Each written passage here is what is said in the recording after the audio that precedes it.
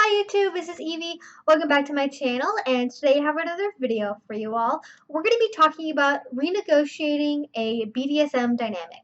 I am going to be focusing this mostly around my own experiences, which is a DS dynamic, although this can also definitely apply to MS dynamics or top-bottom dynamics.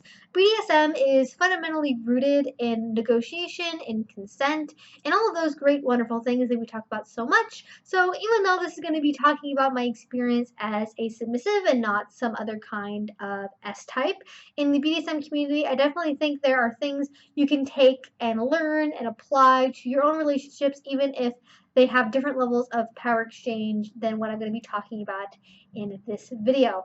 With that being said, I am going to be breaking this up with sort of my own experiences combined with like tips and like kind of a sort of logical way of progressing through renegotiating a relationship, and hopefully this will all come together in a very coherent way that makes sense and is helpful for you. Without further ado, I'm going to go ahead and get started. So the first thing that I want to talk about is actually going to be dispelling a myth, and that is that contracts are forever. Contracts are things that do not change. Contracts are things that cannot be changed. Contracts are things that should not be changed. That is completely false. A contract that cannot change, a contract that has no flexibility, is not going to survive. Contracts should have a degree of flexibility that varies with the extent of the power exchange of the relationship and what the people involved are comfortable with. Situations change, people change, needs change, all that stuff can change. And especially when you are new in BDSM, and by that I mean if you are in a power exchange relationship that's lasted less than 2 or 3 years at least, you are going to change, you are going to discover new things, you are going to discover things with your partner, and if you just sign a contract over the first 6 months and you think you're going to be able to live with that forever, you might, but chances are that you won't, and I think it will just be much happier for everyone involved long term if there is some ability to renegotiate and revisit what's going on in that particular contract. Now, how this actually handled is going to vary person to person. Some people do the classic model of this, which is contracts last for a year and a day. Some people will do it to where it is every 6 months, every 3 months, every whatever. People have their own individual ways of handling it. Now, this could be a point where, like in the year and a day model, where when that year and a day is up, the contract is up, and you either need to renegotiate it, you need to agree to extend it for another year and a day, or you choose to leave the relationship. Now, a lot of times when you get into the shorter time models, like every 3 months, it's not so much a full-on renegotiation as it is just sitting down, talking about what works and what doesn't, and sort of doing a little bit of a tune-up. Whereas with the longer contracts, like a year and a day or longer, you're sort of doing a complete overhaul after the year is over, unless you've actually been in that relationship for a significant period of time. Again, just in my personal experience, that is how I have mostly seen it work out. Now, what do you do if you're in a situation where you don't have any specific time where you're supposed to negotiate your contract? It's just sort of a document that got put together, or it's a mutual agreement, it's not something on paper. You just have an understanding of what your power exchange is. How do you actually handle renegotiating that if you don't have a set time to do so? This is actually something that sort of happens in my relationship. We have set times when we agree that we know we're going to be talking about something, but generally speaking, we have an understanding that we can ask one another if we need to talk about something in the contract or something we feel needs to be updated or added or what have you. We can just go to each other and say, can we make time to talk about this thing? And I think that is definitely something you can do in your relationship. Now, if you're a submissive and you are in a DS relationship, it is important. And I think it will make things go a lot smoother if you request revisiting the contract in a polite way. Hearing that a submissive wants to talk about something in a contract can be extremely nerve-wracking for a dominant. They worry that they've done something wrong, that the relationship is going to end, and, they will spin themselves silly trying to figure out what it is that you want to talk about. So the best thing that you can do is sort of mitigate that fear by, just talking about it in respectful of a way as you can, because that'll sort of send a signal to them that you are still respecting them as your dominant, that you still want to be in this contract and everything, but you have some things that you want to talk about. So, for example, you could say something like, sir/ma'am, or whatever the dominant's title is. I have been reviewing our contract, and there is something that I would like to talk about. If it would please you, would you be available to discuss the contract and go over my concerns? And then that gives them the opportunity to set the time it's going to be talked about, to set sort of the expectations for that conversation, and it kind of puts the ball in their court and gives them back the power as the dominant, which is sort of what we're trying to do here. If you do need a complete overhaul of the relationship, if things are just fundamentally not working for you, that is a similar story, probably more so than it might seem at first. I think you should still approach everything in a respectful way and, communicate in as nice a way as possible that things are really, really not going well. So, for example, you could say something like, sir/ma'am/dominant title here. I am having a lot of issues processing our dynamic as we currently have it. It is really important to me that we find time as soon as possible to sit down and talk about this so that way we continue having our relationship. When would you be available to speak about it? Or something to that effect. I'm not really great at phrasing things like this because my dominant and myself have very specific ways that we talk to each other, and it's kind of weird to try and replicate that on camera. So just kind of do what you know is respectful and what will elicit the best reaction with your dominant. So that generally means not bringing it up during a fight or when you're really upset or using it as a weapon against them in an argument, or just don't do it when the extreme emotions are happening on either side, because that's really just not gonna serve you any good in actually trying to renegotiate everything.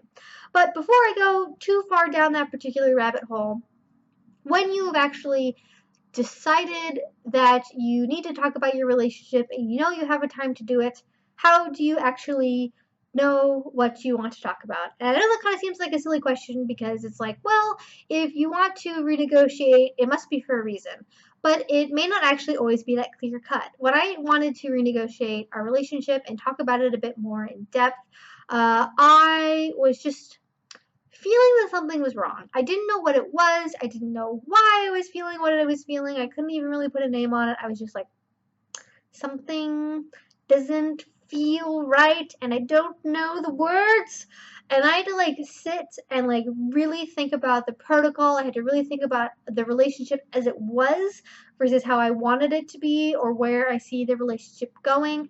And sort of what it boiled down to was there was a lot of ambiguity because there were things that we hadn't thought to talk about before or that we hadn't talked about in a long amount of time, to where I was sort of wondering if we were both on the same page. And it was mostly just hard to pin down because the issue was that things were not really clear enough that I needed them to be.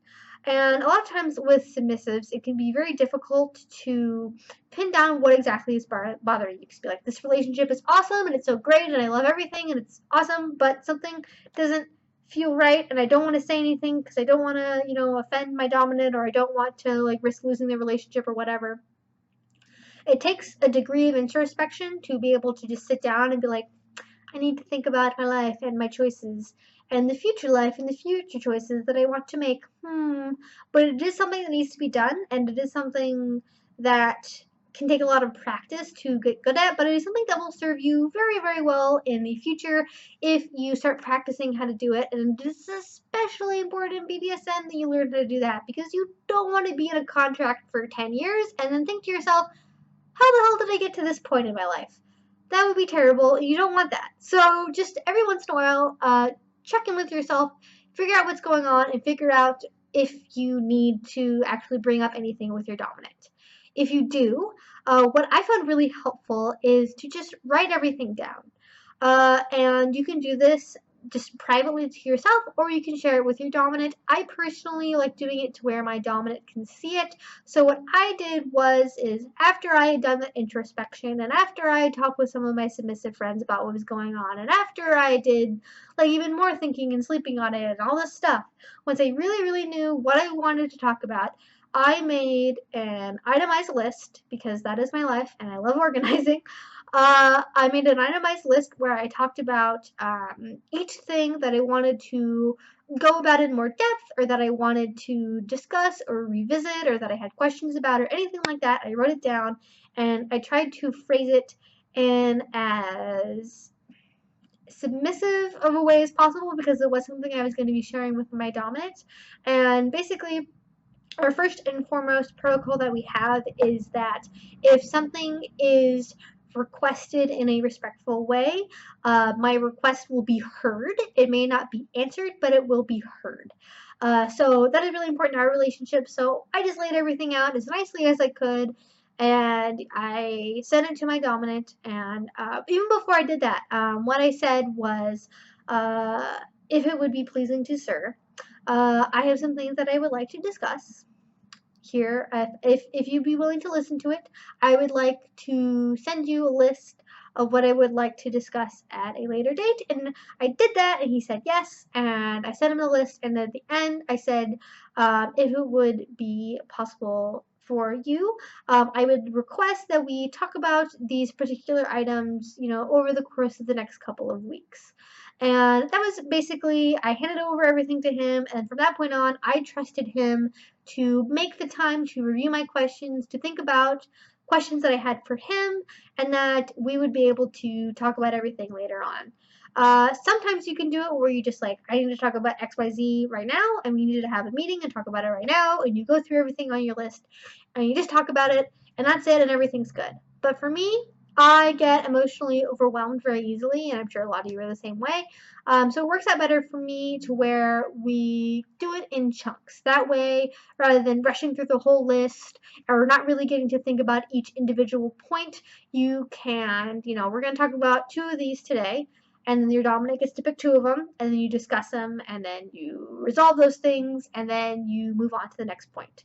Obviously, this is going to be a bit different if you need like a complete overhaul than if you're just revisiting points or need clarification on things. If you're going to be actually just like, this is 100% not working for me and we need to change this on a fundamental level, that will probably take like a long evening or a long weekend of sitting down and talking about everything at once, because you don't want to, your car is not going to be able to run if you take away part of it without replacing anything first. I don't know if that analogy makes sense to anybody, but it made sense in my head. That is basically how you actually handle bringing everything up in as, hopefully as positive of a way as you can. Now, something that is going to be a bit more difficult for submissives to kind of process is feeling like they don't have any authority or power in the negotiation. And that is a very difficult roadblock to get over, just kind of based on the life experiences of many submissives, although of course not everybody's going to be this way. But for me personally, I have issues feeling like I'm needy. I have issues feeling like I'm being a burden, or feeling like I'm, disrespecting somebody. So it can be kind of difficult to approach that conversation and know how to stick up for yourself without being too overbearing, or feeling like you're stepping out of place, or feeling like you're being disrespectful. And how to handle that is going to vary from dominant to dominant. And I actually read a really great book, and it is called Living MS. I highly recommend reading it for anybody who is interested in MS dynamics. They had something called porch time, which was they could go out and they could discuss anything. It could be their contract, it could be their relationship, it could be BDSM, it could be just random life stuff. And when they were on that porch, their DS relationship, it existed, it continued to exist, but the submissive could say anything that they wanted, knowing that they would be heard and that it would not cause any repercussions within their dynamic. And I think the best way to handle things when you're renegotiating is to have a mutual understanding that it is a neutral territory. It is hard to negotiate when you're already in a power exchange dynamic. And what I mean by that is when you're negotiating, when you're revisiting contracts, you are reevaluating the terms under which your submission is given, or you could actually be dominant. I'm sorry if I'm making assumptions about what side of the slash you fall on. You are renegotiating the terms under which submission is given to somebody. It doesn't benefit anybody if while negotiating you are still coming from a place of submission. And yes, you can very, very much be in like the world's most high protocol MS dynamic, but when you are negotiating, you need to be in a place where you can equally say what you need and equally say what you feel and not have any fear that it's going to come back in some way in your dynamic. So that is something to just keep in mind. Make sure you keep it a neutral space. And it just also, I think, makes things a lot easier on the Dom too, just because they don't have to worry about keeping up that protocol during the negotiation phase. Now, hopefully, at the end of all of this, you'll sort of understand the workflow or what's going to be happening here when you want to renegotiate a relationship. First, you need to understand when you have times when you can talk about this. If you don't have times, you need to ask. Regardless if it is a set time when you are able to talk about it or not, you should itemize the list and do some introspection, figure out what it is that you need to talk about specifically or what it is specifically that is bothering you. And when you actually go to the negotiating table, whether that is a literal table or not, sort of bring that with you. Have something that you can write down. This is really, really important, and I can't believe I haven't mentioned this yet, is when you are renegotiating, have as many things as possible as you can written down. Be that changes to the protocol that you've agreed on, questions that you have, answers you've gotten, things that you have decided you're going to talk about again later. Write down as much as you can. And when you are doing that negotiation, when you've actually decided to talk about it, make sure you're doing it from a neutral position. Do so in a way that is obviously respectful and respects your partner and your existing dynamic, but also don't be a doormat when you're negotiating everything. And that is basically all I have to say. Hopefully you guys found this video helpful. If you did, please give it a thumbs up. If you guys like these videos, I do make them twice a week, and you can subscribe down below. If you have any questions or comments, you can do so down in the comment section below as well. If you want to interact with me and see more of what I do on a daily basis, you can check out my Instagram and Tumblr, which will be linked down below. And as always, I hope you guys have a great rest of your day and a great rest of your week. Bye-bye.